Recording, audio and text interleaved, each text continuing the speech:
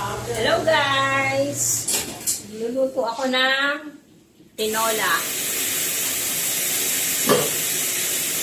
Ang magsuan niya. Wala rito ang malunggay, papaya, daw ng sili. Wala. Kaya ang gulay ko lang ito lang. Pero sana masarap.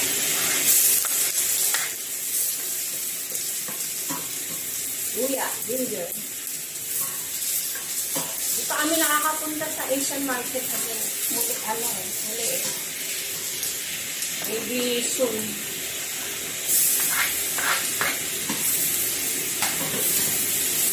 Abangan nyo kung masarap siya.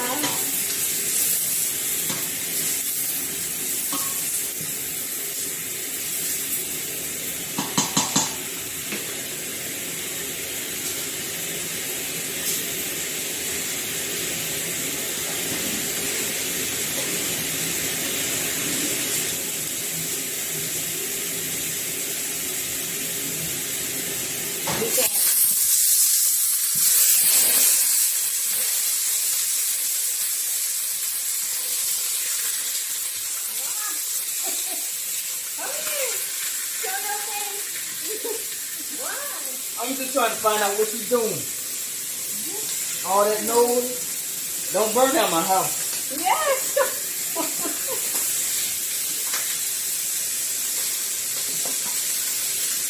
I hope you like it.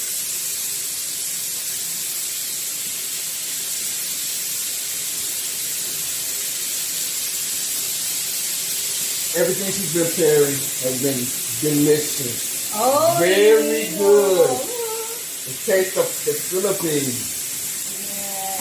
You learn to eat how you learn to eat Filipino food.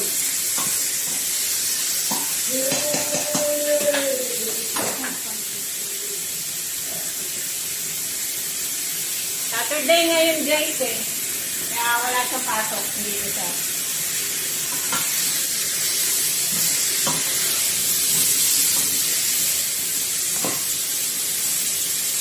Nakaraan, natikman niya na yung beef caldereta, chicken adobo, tortang talong,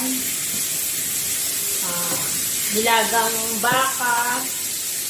Gusto niya nilagang baka, saka yung sinigang na hipon.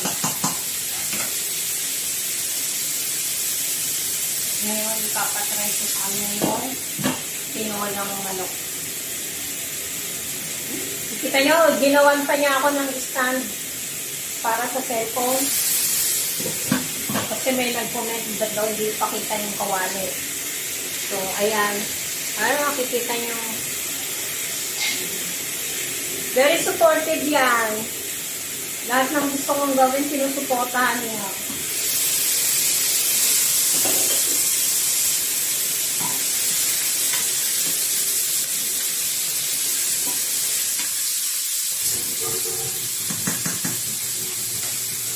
And more water.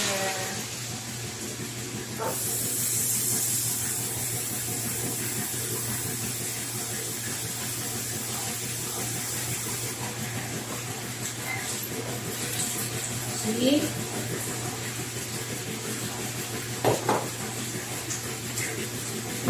Water. Pause ko muna guys. Yan guys. Almost 1 hour ko na siyang pinaklo. Kaya malambot na. Itimplahan na natin siya. Paminta. At asin.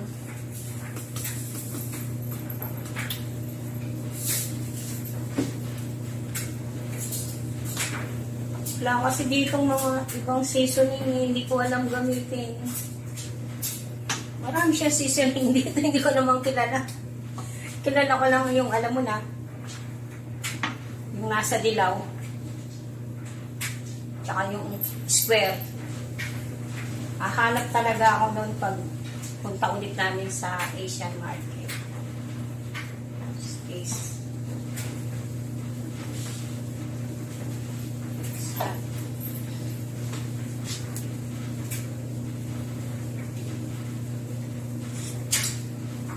Lasang chicken naman.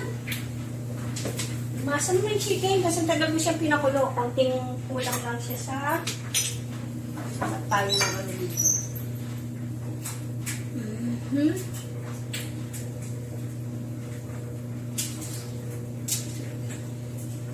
Pwede kaya to guys. All purpose naman nakalagay eh. Baka pwede sa tinola pero ang title adobo. Bahala na.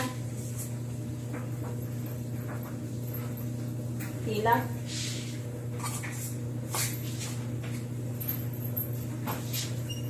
Kung mga seasoning dito, hindi ko alam. This is pig and chicken seasoning. But for ano lang to? For grill, I think.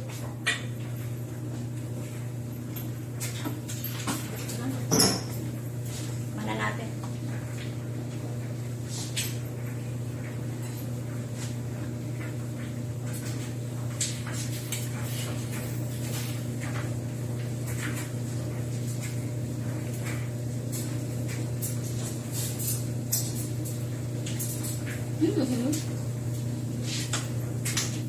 Parang masarap yun. Dagdagan ko. Parang masarap to. Dagdagan ko.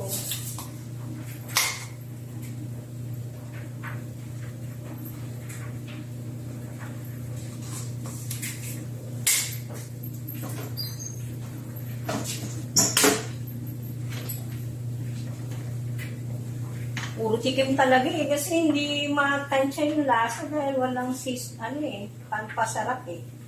Walang magic para sumarap.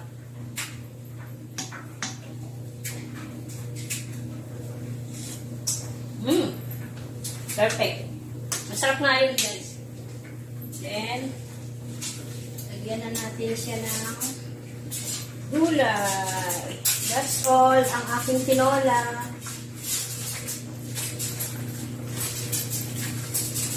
Yan lang siya. Patayin na natin kasi ayoko nang malagsa ang gulay. Kakain pa natin yan ng hilaw eh.